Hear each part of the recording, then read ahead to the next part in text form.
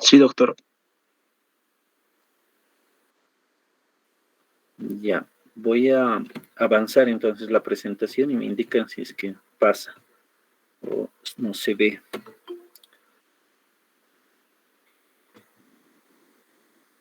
¿Sí? ¿Se logra ver? Sí, se logra ver, doctor. Ya, está bien. Iniciamos entonces. Bien, el tema es, buenos días a todos jóvenes. El tema es trastornos genéticos, ¿de acuerdo? Entonces vamos a tratar de hacer algunas aclaraciones o hincapié para que ustedes puedan revisar la literatura posteriormente. Nosotros, bueno, tenemos dentro de nuestros cromosomas todo material genético. Simplemente no todo es realmente para sintetizar proteínas, ¿no? Solamente el 2% o menos de esa cantidad codifica proteínas y como ustedes saben, las proteínas son las que nos van a permitir la función, la estructura, de acuerdo, sintetizar o catabolizar varios componentes. Sin embargo, para esta función, para tener solamente aproximadamente 100.000 diferentes tipos de proteínas, necesitamos solo 20 a 25.000 genes, que significa el 2% del genoma humano. ¿Y qué es del resto, no? ¿Qué es lo que hace el resto? En realidad todavía no se sabe exactamente qué es lo que hace. Hay lugares, hay regiones del DNA que van a ser reguladoras probablemente, promotoras para abrir algunos genes, ¿de acuerdo? Sin embargo, no todos participan, ¿de acuerdo? Eh, Existen diferentes variaciones que son frecuentes en el material genético, ¿no? Que pueden explicar estas variaciones, el hecho de que pocos genes puedan sintetizar gran cantidad de proteínas. Bueno, algunos conceptos básicos que hay que recordar es, por ejemplo, dentro de un gen, dentro de los genes, la parte que no se va a codificar y que es bastante abundante, se llamarán intrones, y en cambio la parte que sí se va a codificar y se va a convertir en un RNA mensajero finalmente se llama exón, que es la copia o la transcripción, en este caso del material genético. Cuando se tiene genes idénticos para el mismo locus en ambos cromosomas, ¿de acuerdo? De un par, entonces hablamos de un gen homocigoto. En cambio, sí tenemos diferentes genes en el mismo locus, entonces uno puede predominar sobre el otro. Ambos son diferentes en el mismo cromosoma y se llamará heterocigoto. Uno puede ser que se exprese más y el otro que no se exprese. Entonces uno será dominante y el otro será recesivo. El análisis de todos los genes del genoma humano y de todas sus interacciones se denomina genómica, ¿de acuerdo? Este es un campo que está en continuo avance, continua investigación. Sí sabemos toda la secuenciación del genoma humano, pero no sabemos todavía las funciones y las interacciones que puedan tener. No se ha descubierto por completo eso, entonces de eso se trata. Pero no solo es eso, tiene que existir también para que se manifiesten adecuadamente o no fenotípicamente el genoma, eh, interacción con el medio que nos rodea, interacción con el ambiente que nos rodea, con los estímulos que nos rodean. Es decir, fuera de la información genética que nosotros tengamos, la interacción con los estímulos del medio ambiente, pues va a determinar que se expresen o no algunos genes o que puedan generar incluso enfermedades. ¿De acuerdo? De eso trata la epigenética. Y bueno, hay un estudio que es la proteómica, que es estudia sobre todo las proteínas, ¿de acuerdo? Particularmente en estructura y función, en relación a las que habíamos mencionado, ¿no? Las 100.000 proteínas aproximadamente sintetizadas por esos 20 o 25.000 genes solamente, ¿no? En ese sentido, se supone que hay mecanismos de empalme y desempalme de RNA mensajero después de haberse formado, es decir, un RNA mensajero ya formado, maduro, que después de salir del núcleo al citosol pueda separarse, dividirse y formar otras proteínas.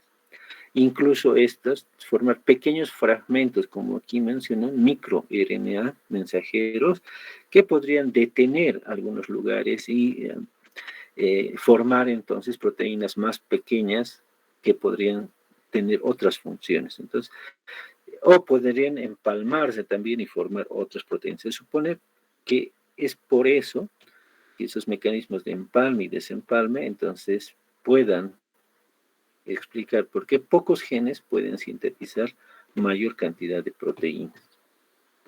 Bien. Obviamente el tema es muy amplio, ¿no? En este sentido, y es parte de una especialidad también. Bueno, se dice que los abortos, si nosotros estudiáramos a los productos que no han culminado su proceso de desarrollo in útero y que han muerto durante ese proceso, antes de las 20 semanas, esa es la definición, antes de las 20 semanas de gestación, a eso se llama aborto.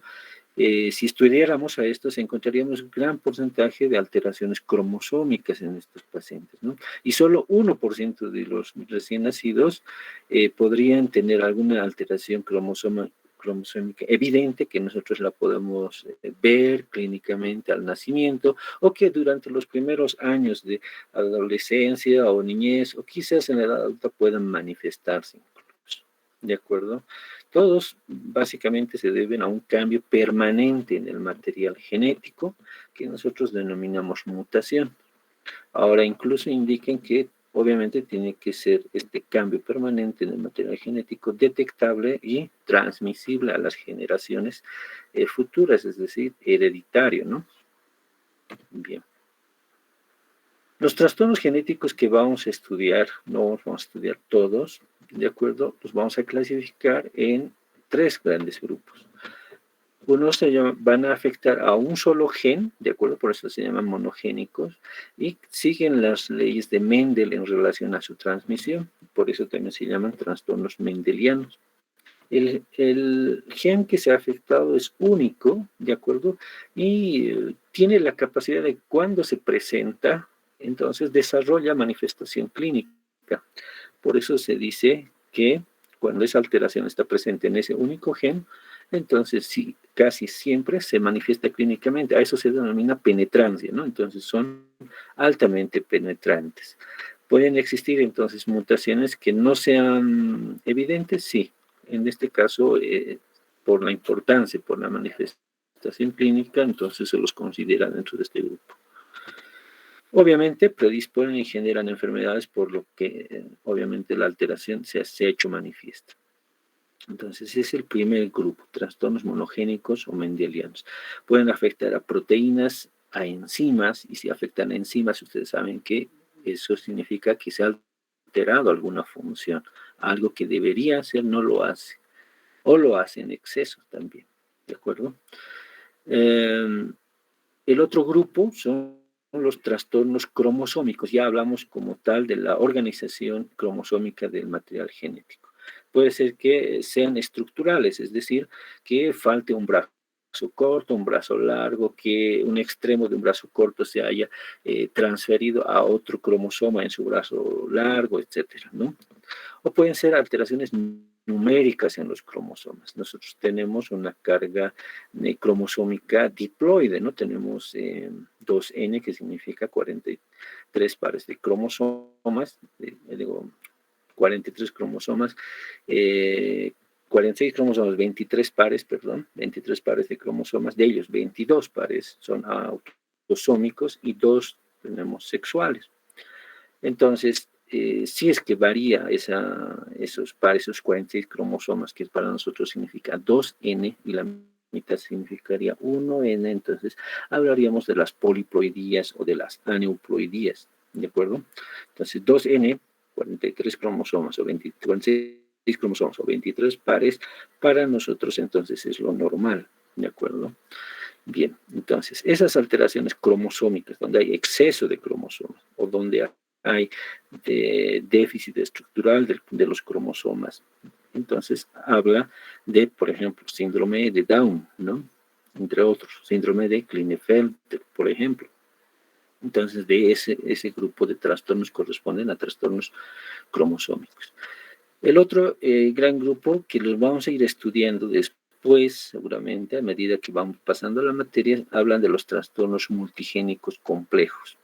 Ahí interviene variaciones mínimas de los genes, que se llaman polimorfismos, más la interacción del medio ambiente.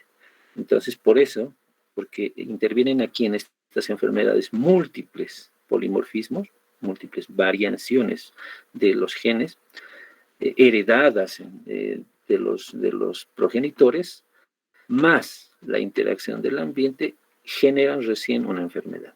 Puede tener la información genética alterada en varios genes, polimorfismos múltiples, pero no existe la alteración, el estímulo del medio ambiente que conlleve entonces a la enfermedad y no se desarrollaría la enfermedad. Estos son, por ejemplo, trastornos mucho más complejos y que los vamos a ir viendo a medida que va pasando la materia. Los trastornos monogénicos, entonces, o mendelianos, donde dijimos que un solo gen está afectado, pueden ser autosómicos dominantes o autosómicos recesivos. Y finalmente, si hay autosómicos, entonces tiene que haber también ligados al sexo, ¿de acuerdo? Es decir, que tienen relación con los cromosomas X, con el cromosoma Y. Aquí un solo gen de cualquiera de estos ha llegado a tener una mutación, un cambio permanente en el material genético, heredable, ¿no? En este caso, de los perteneciente a los cromosomas autosómicos. Dominante, ¿por qué? Porque tiende a expresarse en relación a su par, a su alelo, ¿de acuerdo? Entonces, entre estos vamos a citar algunas enfermedades. Por ejemplo, una enfermedad que se llama enfermedad de Huntington, donde existen movimientos, ¿no?, bruscos, coreotetóticos, ¿no?, pues es decir, de movimientos, contracciones musculares de miembros superiores, inferiores, involuntarias, ¿de acuerdo?, que no las puede controlar en este caso el paciente, debido a que fundamentalmente destrucción de las neuronas.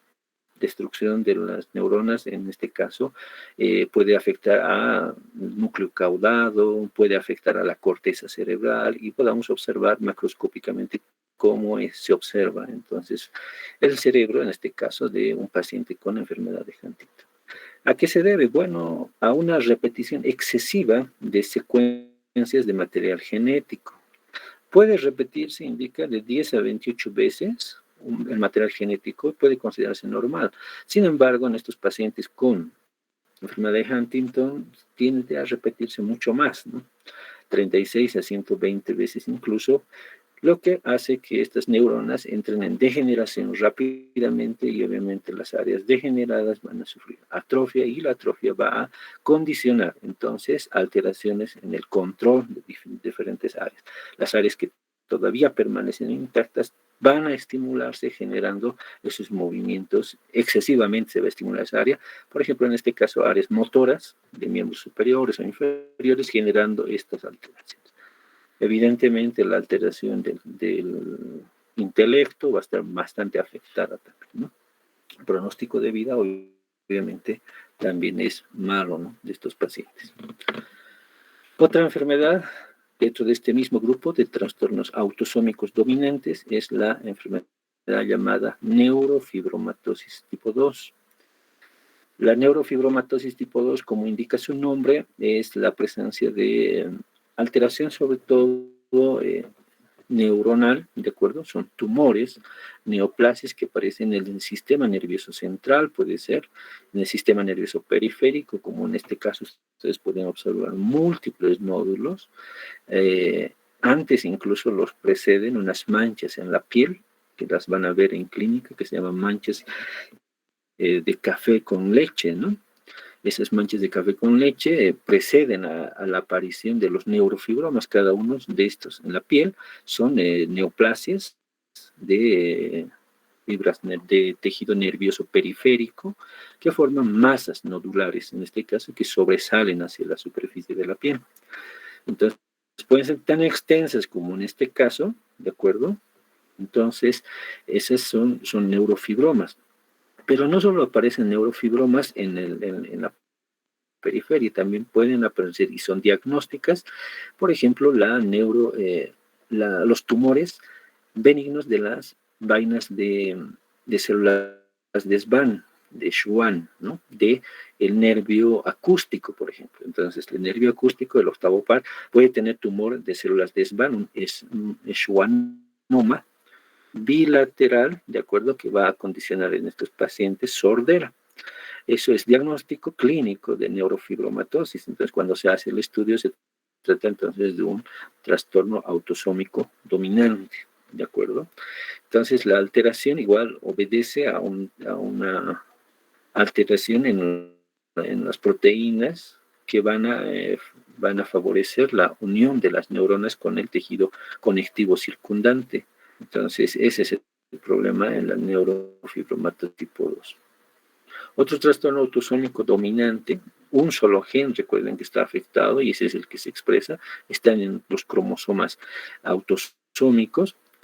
Entonces es aquel llamado el gen de la fibrilina, ¿de acuerdo? El gen de la fibrilina está mutado, en este caso ha sido heredado y este gen de la fibrilina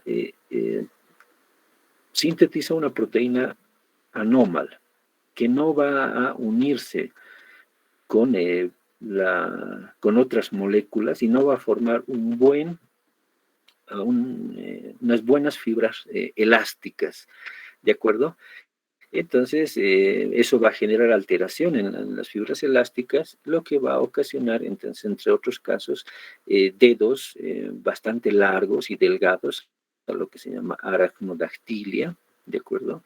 Va a tender a hiperflexionar algunas articulaciones, ¿de acuerdo? Sobre todo indican la flexión del dedo pulgar, ¿de acuerdo? Flexo-extensión del dedo pulgar. Incluso puede afectar a otros dedos de la mano, ¿no? Hay cierta hiperelasticidad de la piel, como aquí podemos observar, y se asocia obviamente a extremidades largas con dedos largos, lo que habíamos mencionado como aracnodactiles. Son sujetos de talla elevada y delgada. Algunos pueden tener también, aparte de ello, pie plano, ¿de acuerdo? Y micrognatia, que es la mandíbula pequeña, ¿no? Corta, retraída. Y bueno, en algunos se ha observado alteraciones también debido a esta mala configuración de la fibrilina, que forma una buena fibra elástica, en este caso, deformaciones excavadas dentro del tórax, lo que se llama pectus excavatum. También se ha visto pectus carinatum como en ave, pero es más frecuente el pectus excavatum. Otro trastorno que va a afectar sobre todo a las fibras colágenas, ¿de acuerdo? Las fibras de colágeno, no va a haber una buena síntesis de material colágeno, y va a ser entonces el síndrome de Ehlers-Danlos. El síndrome de Ehlers-Danlos, entonces se va a caracterizar sobre todo por hiperlaxitud de la piel, en este caso, extrema, ¿de acuerdo? De las articulaciones, recuerden que el tejido conectivo articular, los ligamentos, las vainas, etcétera, fundamentalmente tienen tejido colágeno, material colágeno que está mal sintetizado en este caso. Entonces, ese hecho va a hacer que haya hiperflexión, ¿de acuerdo?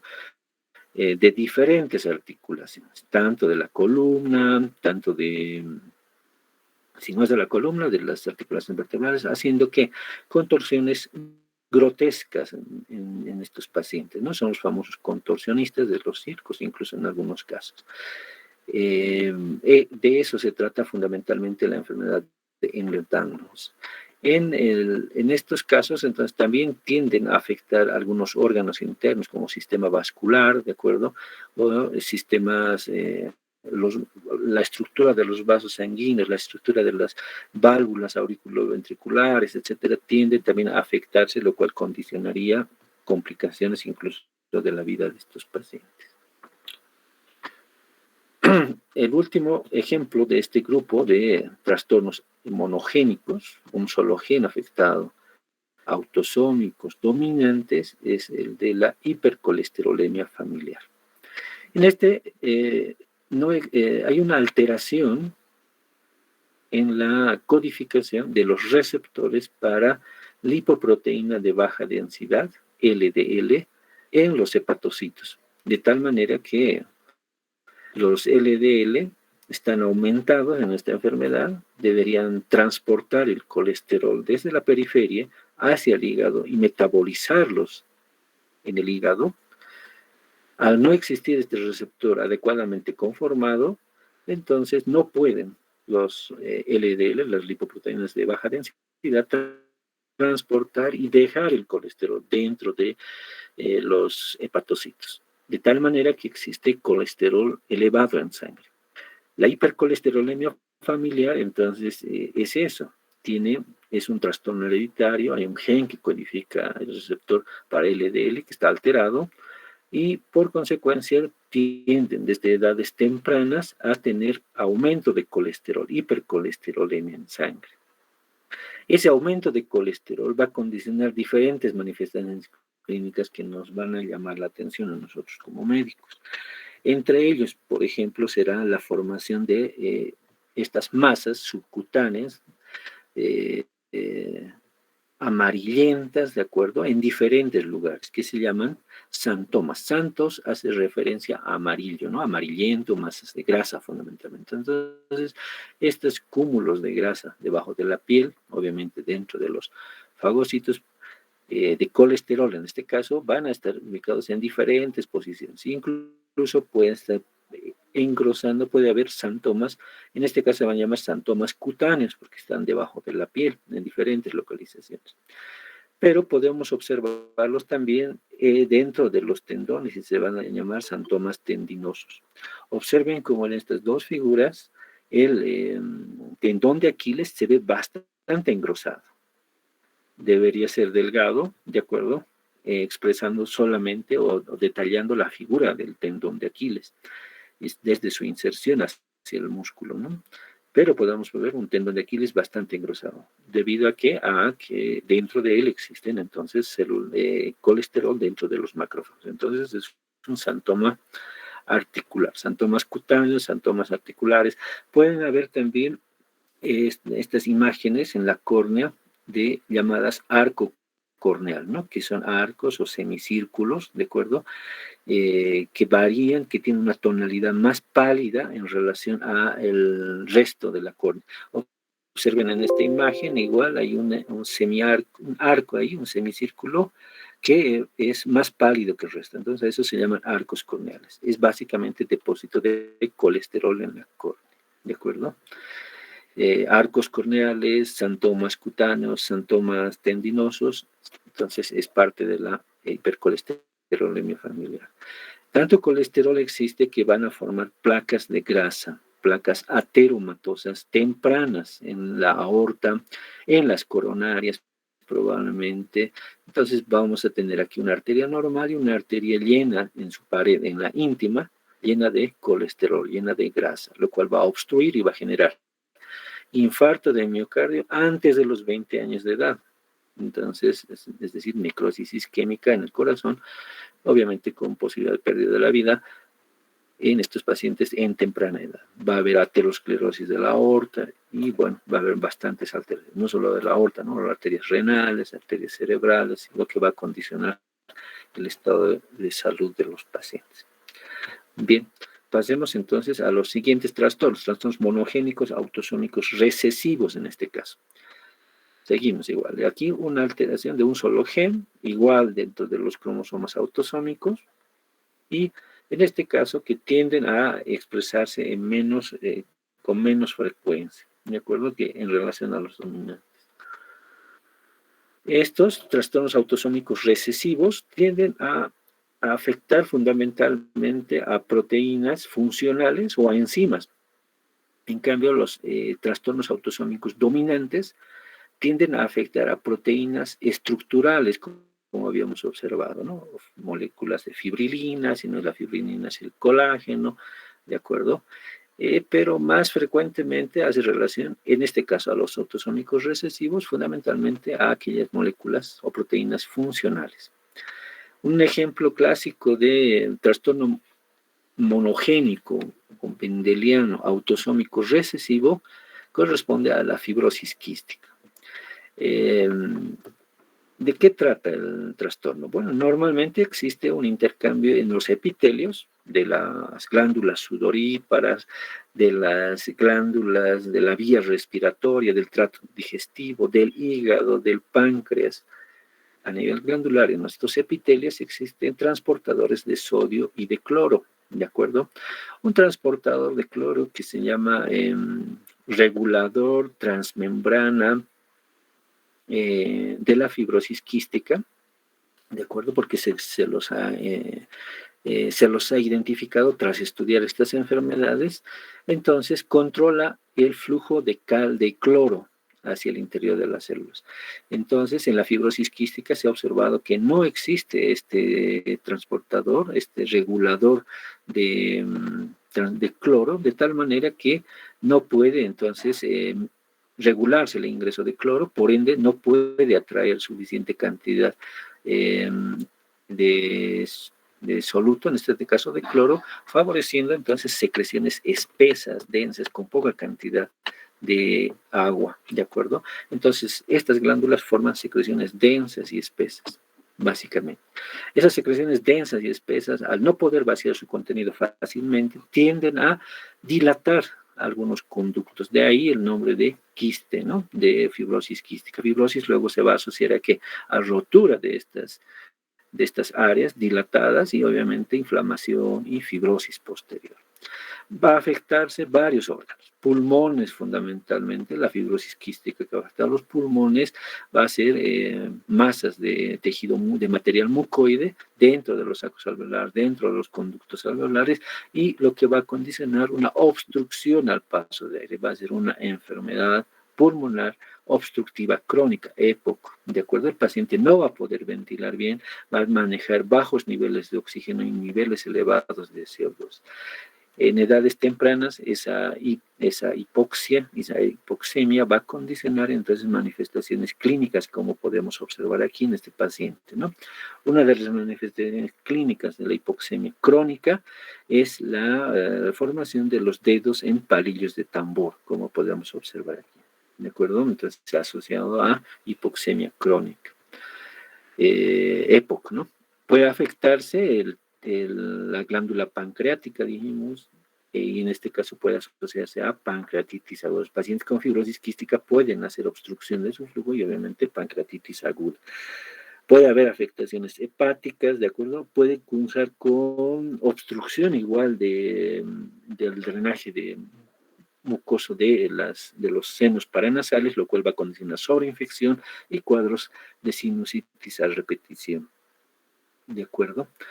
Entonces, de eso trata fundamentalmente la fibrosis quística. Es un trastorno autosómico recesivo. ¿De acuerdo? Otras enfermedades, otros trastornos afectan, los recesivos afectan más, sobre todo, dijimos, a las enzimas. ¿De acuerdo? En este caso, el trastorno se debe a déficit de enzimas. En un caso, son variantes, ¿no? En estas enfermedades se van a acumular gangliósidos, en este caso gangliósido GM1 y en este caso gangliósido 2, ¿no? En el caso de la acumulación de gangliósido 2 se va a llamar enfermedad de Tay-Sachs, ¿de acuerdo? Y en el caso del otro va a afectar se van a afectar enzimas que van a estar deficientes, por ende, como son deficientes sus productos metabólicos predecesores, entonces se van a ir acumulando. ¿Cuál es el déficit enzimático en la enfermedad de Tay-Sachs? Es la deficiencia de la exosaminidasa A. Entonces se acumula su metabolito que debería ser metabolizado por esta enzima, que es el gangliósido 2. El gangliósido 2 entonces va a acumularse en varias estructuras, hígado, páncreas, pulmones incluso. pero en esos órganos no va a tener mucha manifestación clínica. Sin embargo, esta acumulación también se da en las neuronas. Entonces, al acumularse en las neuronas, ¿de acuerdo? A manera de capas de cebolla indican, entonces va a haber alteraciones notorias clínicas, lo que van a caracterizar la enfermedad de Tay-Sachs. Igual, en el caso de la gangliosidosis tipo 1, el déficit es el déficit de la enzima beta-galactosidasa. Se acumula el gangliosido 1, ¿de acuerdo? Se acumula también los glucosaminosulfatados, que era tansulfato, dermatansulfato, heparansulfato, en diferentes localizaciones. La más notoria sustancia gris. También se pueden acumular en la mácula de la retina, haciendo una acumulación de este gangliosido que torna un poco más pálida esa área, ¿de acuerdo? En relación al resto, y se van a llamar manchas rojo cereza, ¿de acuerdo? En la mácula. Va a haber opacidad corneal. Inmediatamente en los niños estos que tienen gangliosidosis va a incrementar el tamaño del vaso y del hígado, va a afectar también a los huesos, dentro del hueso van a acumular, ¿de acuerdo? Va a haber alteraciones de la morfología facial, dismorfia facial, básicamente de esos. Entonces, cuando afecta al sistema nervioso central, se hace mucho más manifiesta la alteración. Otra alteración es la acumulación de diferentes mucopolisacáridos, ¿de acuerdo? Estos mucopolisacáridos también se van a ver, van a ir a depositarse en diferentes órganos y en algunos casos va a ser bastante grave. Es otro tipo de enfermedad, igual, autosómica recesiva, mucopolisacaridosis se llama. Su forma más grave es la enfermedad de Hurler también, y tienen características especiales, ¿no? Cursan con un dismorfismo facial bastante marcado, que en la enfermedad de Hurler puede llegar incluso a algo más grotesco, ¿no? Gargolismo, una facies tosca con mucha prominencia de las eminencias faciales, ¿de acuerdo? Macroglosia asociada, puede haber déficit mental, hay baja talla, hay disostosis, afecta también al corazón, al hígado, al vaso, ¿de acuerdo? La córnea. Entonces, aquí lo que se han acumulado son mucopolisacáridos. Igual existen déficits enzimáticos que van a condicionar esta enfermedad. Tenemos otro trastorno que es la enfermedad de Niemann-Pick. Existen diferentes tipos de enfermedad de Niemann-Pick, A, B y C. ¿De acuerdo? En este caso, el problema es la alteración dentro de los lisosomas. Las enzimas que están dentro de los lisosomas de los hepatocitos deberían metabolizar todos los lípidos que le llegan al hepatocito. Y estos lípidos no pueden ser degradados y se acumulan dentro de los lisosomas de los hepatocitos. Y el hepatocito empieza a aumentar de tamaño. ¿De acuerdo? Hace hipertrofia por acúmulo, entonces, en este caso, de lípidos dentro de los lisosomas. Esto va a provocar daños en las células y en los tejidos, ¿de acuerdo? Puede afectar entonces este acúmulo de lípidos a la piel, ¿de acuerdo? Puede afectar al hígado, al vaso y lo peor, ¿no? Estos que se van a acumular son metabolitos de los glucolípidos, ¿de acuerdo? Y estos se van a acumular gravemente en el sistema nervioso central, causando que alteraciones neurológicas como distonía, ataxia, retraso mental, convulsiones, dificultad en el habla. El tipo A es incompatible con la vida, ¿no? El tipo B es más sobrellevadero, la afectación es pulmonar fundamentalmente y, bueno, neurológicamente casi no tiene mucha alteración. Por eso también pueden sobrevivir. En cambio, en el tipo C hay alteración neurológica, pero todavía logran sobrevivir más tiempo, ¿no? De 10 a 20 años. En cambio, en el Niemann tipo A no es compatible con la vida, al poco tiempo fallecen, fundamentalmente por la alteración neuronal.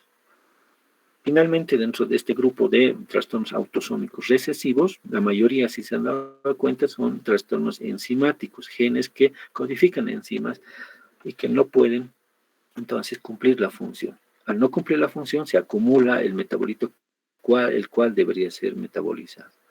Aquí el problema en la enfermedad de Gaucher es el déficit de la glucocerebrosidasa. La glucocerebrosidasa debería metabolizar el glucocerebrósido y dividirlos en sus dos moléculas de origen, que es la glucosa por un lado y la ceramida por el otro lado. No existe glucocerebrosidasa o está disminuida, se acumula el glucocerebrósido y es fagocitado dentro de los macrófagos. Y dentro de los macrófagos existen entonces estas masas que contienen, dentro de los lisosomas seguramente, masas que contienen el glucocerebrósido. A estas células grandes que se ven con un citoplasma como aquí, más fibrilar, como papel arrugado, indican, entonces se llaman células de Gaucher. ¿Dónde pueden estar localizadas? Pueden estar localizadas en médula ósea, pueden estar localizadas estas células de Gaucher en riñón, en corazón, pulmón, hígado, vaso, aumentando el tamaño de estos dos últimos, y también en la médula ósea, las células de Gaucher, aumentando el espacio medular y adelgazando la cortical. Eso favorece que la disminución de la capa cortical y favorece entonces las fracturas. Como hay una enfermedad de fondo y un mínimo esfuerzo genera una fractura, entonces se llama fractura patológica. ¿De acuerdo? Entonces, de eso trata. Bueno, pasemos a los siguientes trastornos monogénicos ligados al cromosoma X. Igual, son recesivos, ¿de acuerdo? Y bueno, hay varios. Si hablamos de músculo estriado, está la distrofia muscular de Duchenne. Si hablamos de sangre, vamos a hablar de hemofilias A, B, del déficit de glucosa 6-fosfato deshidrogenasa, que es una enzima que está en los glóbulos rojos, que se encarga de un equilibrio adecuado entre sustancias oxidantes y antioxidantes. Entonces, esta no existe y, bueno, tiende entonces a alterarse. Hay estrés oxidativo dentro de los glóbulos rojos, lo cual condiciona enfermedad. La hemofilia A es transmitida igual, es una herencia ligada al sexo, un solo cromosoma es heredado y las madres son las que transmiten y los hijos varones son las que padecen clínicamente la enfermedad, ¿no? En un caso hay déficit del factor 8, del factor 9 y del factor 11, la hemofilia C, respectivamente. Y obviamente tiene tendencia máxima al sangrado, ¿no? Es una enfermedad hereditaria, se ha asociado a consanguinidad de los padres, es decir, matrimonio entre familiares de primer grado o segundo grado, y obviamente el producto ha tenido estos trastornos, ¿no? Es también una enfermedad de varios de los reyes que se han tenido en la antigua Europa. En el sistema inmune podemos hablar de la agamaglobulinemia, la ausencia de formación completa de inmunoglobulinas o alteraciones igual del sistema inmune tan marcadas como el Wiskott-Aldrich. Metabólicamente, en el síndrome metabólico vamos a hablar de diabetes insípida, que tiene que ver con alteraciones a nivel de las células renales, y el síndrome de Lesch-Nyhan, que ahora vamos a observar, ¿no? El resto, entonces, vamos a observarlo en esas acápites, en esos temas de patología especial. En el Lesch-Nyhan, el trastorno está igual asociado al cromosoma X y se debe a ausencia o reducción de una enzima, que es la hiposantina guanina fosforibosiltransferasa, lo cual va a condicionar un aumento entonces de las cantidades de ácido úrico, ¿de acuerdo? Es el que debería haber degradado, y este aumento de ácido úrico puede producir entonces en estos pequeños, edades tempranas, alteraciones en el sistema nervioso central, ¿de acuerdo? Algunas manifestaciones, por ejemplo, son distonía, ¿de acuerdo? Generalizada, no pueden estar de pie estos sujetos, tienen alteraciones en la deglución, disfagia, pueden tener movimientos involuntarios, rápidos, groseros, ¿de acuerdo? No estereotipados, que se llaman coriacetosis. Puede llegar a una hiperextensión de la columna vertebral, ¿de acuerdo? Donde pueden tener puntos de apoyo el occipucio y los talones, a lo que se llamará opistótonos, por ejemplo. Puede haber un marcado deterioro cognitivo, retraso mental, déficit de atención, Sin embargo, su inteligencia no verbal está preservada, es decir, puede comunicarse todavía a través de gestos, fundamentalmente, ¿no? De ahí que tienden a estar, como dice aquí, ¿no? Casi siempre felices, ¿no? Muerden los labios, puede haber alteraciones secundarias a eso, ¿no? Mucocutáneas, y bueno, obviamente todavía perciben el dolor y puede haber también un fondo también de estrés psicológico, ¿no? Luego está el otro grupo, llamado trastornos cromosómicos. Los trastornos cromosómicos pueden tener alteraciones en el número, dijimos, o alteraciones en su estructura. Si son alteraciones estructurales, podemos hablar de translocaciones, es decir, una porción de un cromosoma se ha trasladado del brazo corto al largo, o a otro cromosoma, puede ser entre brazos cortos o al brazo largo, o brazos diferentes. De lesiones donde se hayan perdido segmentos de un cromosoma, o duplicaciones, como dice su nombre, pueden haberse incrementado, ¿no? Y otras alteraciones que podamos observar. Todas estas alteraciones son estructurales. Las primeras son más frecuentes, translocaciones, ¿no? Y de lesiones. Puede afectarse el número de los cromosomas, ¿de acuerdo? Cuando la alteración del número de los cromosomas es múltiplo de 1N, es decir, de la mitad de la carga normal, que sería 23 cromosomas, entonces hablamos de triploidías, y a ellos se llamará 3N. O tetraploidías, 4N. Pero estas poliploidías son incompatibles con la vida, ¿de acuerdo? Las aneuploidías, en cambio, son alteraciones numéricas en los cromosomas, pero que no son múltiplos exactos de 1N, es decir, de 23 pares de cromosomas, 23 cromosomas, perdón. Entonces, a eso se llamarán, por ejemplo, si hay en un cromosoma hay 3 unidades, entonces se llamarán trisomías. Si en lugar de existir un par de cromosomas normales, entonces existe solo uno y el otro no, entonces se llamarán monosomías. Y pueden haber entonces la última alteración en número, que son los mosaicismos, donde existen 2 o más poblaciones de células con distintos complementos cromosómicos, ¿de acuerdo? Es decir, como en este caso 45X, ¿no? Debería ser o 47XX, todavía incrementado, ¿no? Más el número. Los ejemplos típicos de esto son, por ejemplo, el síndrome de Down, ¿no? Que es la trisomía del par 21. Entonces, en el síndrome de Down existe fundamentalmente 3 cromosomas en el par 21 en lugar de existir 2, lo cual va a condicionar diferentes alteraciones.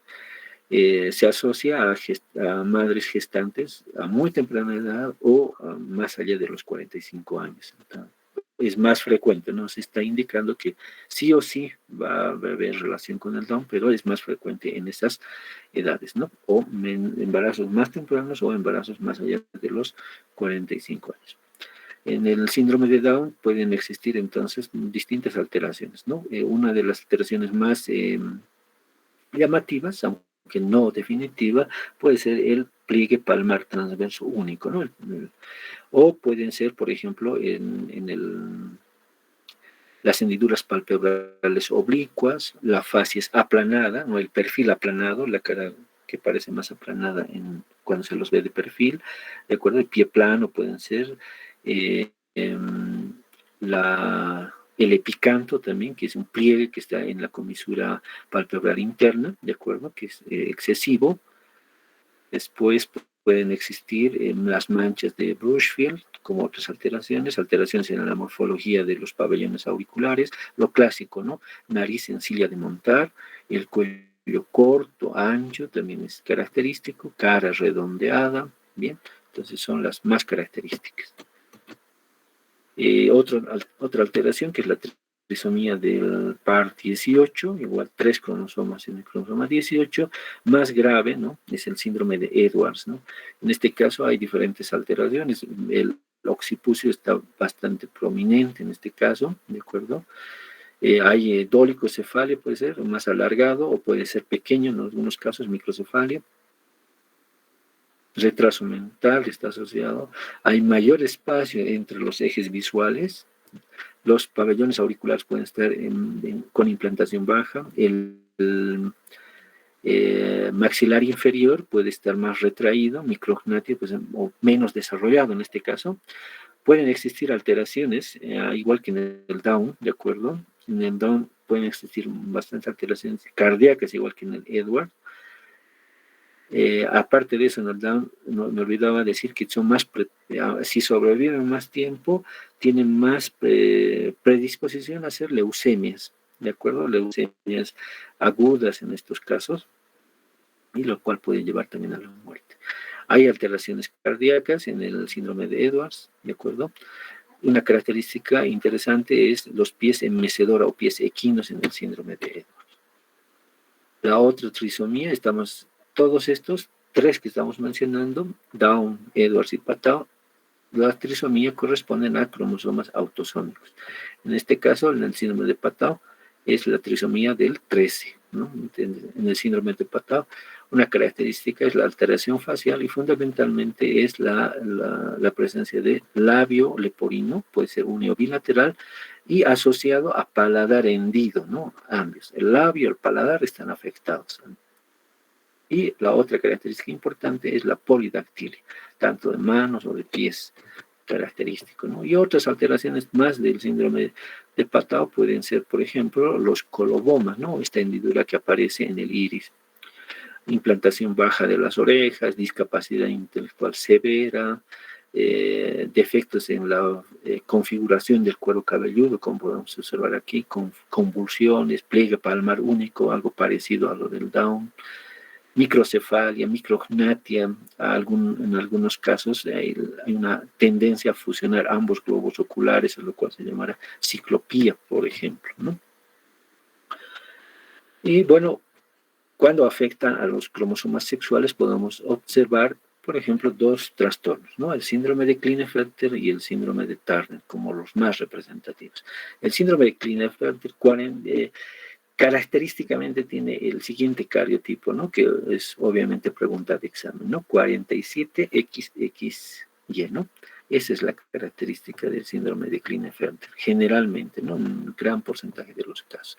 ¿Qué quiere decir? Que existe entonces un cromosoma X más añadido, ¿no? XY. Entonces, esa es la característica. Son pacientes con este cariotipo característico donde son sujetos altos, delgados, tienen extremidades largas y miden la distancia entre la planta y la cintura, obviamente es bastante elongada y tienden a tener más estrechos los hombros y el tórax, ¿de acuerdo?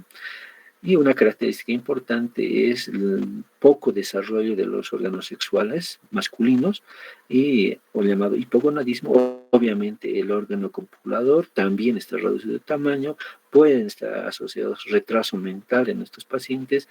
Bueno, generalmente está asociado a retraso mental. Los testículos son pequeños, hemos dicho, hipogonadismo. Hay entonces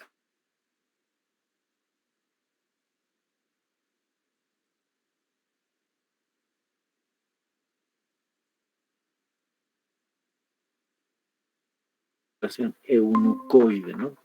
Síndrome de Klinefelter, entonces. Y en el síndrome de Turner, entonces existe ausencia de un cromosoma X. Bueno, la mujer tiene entonces entre los cromosomas sexuales dos cromosomas X. En este caso no existe uno de ellos, ¿de acuerdo? Entonces, como podemos ver aquí en el recuadro, hay ausencia de uno de los cromosomas X, lo cual va a condicionar a estas alteraciones, ¿no? Fundamentalmente sujetos de talla baja, ¿no? ¿De acuerdo? Con una piel a nivel de la región cervical posterior bastante exuberante, ¿no? Cara de esfinge, menciona, boca en forma de carpa, ¿no? El pez, cuello alado, ¿no? Esa es la característica más importante, la piel exuberante da esa característica, implantación baja del cabello, sujetos de talla baja, dijimos, tórax ancho, los brazos en cúbito valgo, y obviamente puede asociarse otras alteraciones, ¿no? Como linfedema, uñas convexas o displásicas. La característica entonces del síndrome de Turner es 45X0 o 45X, entonces debería ser 45, las dos, los de 46XX, ¿no? así debería ser, pero bueno, 45X es el cariotipo entonces del síndrome de Turner. Y finalmente, para acabar la clase, tenemos trastornos multigénicos complejos. Los trastornos multigénicos complejos, como dijimos en principio, se deben a las variantes genéticas. Son variantes genéticas de los genes, ¿no? Que se van a denominar polimorfismos. ¿Y su interacción con quién? Con el medio ambiente. Puede un sujeto tener los polimorfismos y no tener estímulo medioambiental y nunca poder desarrollar entonces la enfermedad. Esa es la característica de estos trastornos multigénicos complejos. Y hay varios ejemplos de ellos, ¿no? Entonces, son los más frecuentes dentro de los trastornos genéticos y explican diversas enfermedades. Por ejemplo, o verbigracia, aterosclerosis, diabetes mellitus, hipertensión arterial, enfermedades autoinmunes. La definición de la talla, el peso de un sujeto se debe entonces a la interacción de los polimorfismos y el estímulo del medio ambiente.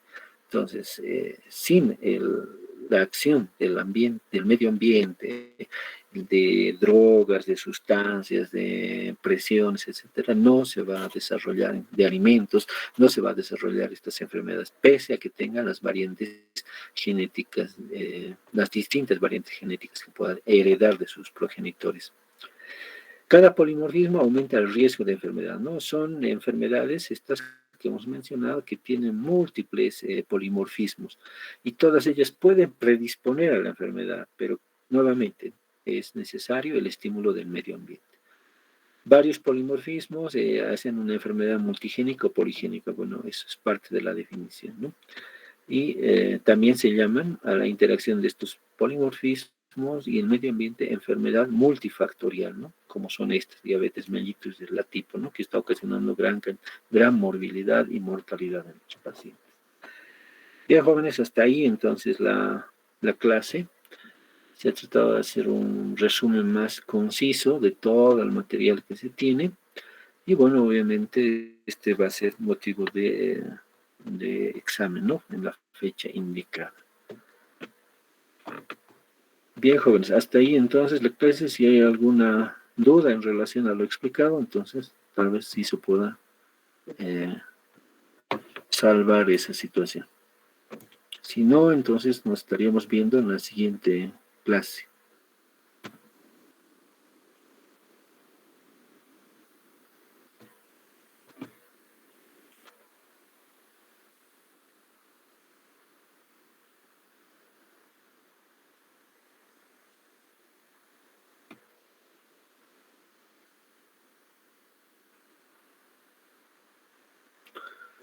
Bueno, jóvenes, entonces en vista de que no hay nada, nos vemos entonces hasta la siguiente clase y bueno, nuevamente en relación al material que se les ha pasado, las preguntas irán en ese sentido, ¿de acuerdo? Bien, hasta luego, jóvenes. Gracias, doctor. Hasta luego. Hasta Hasta luego, luego, doctor. doctor.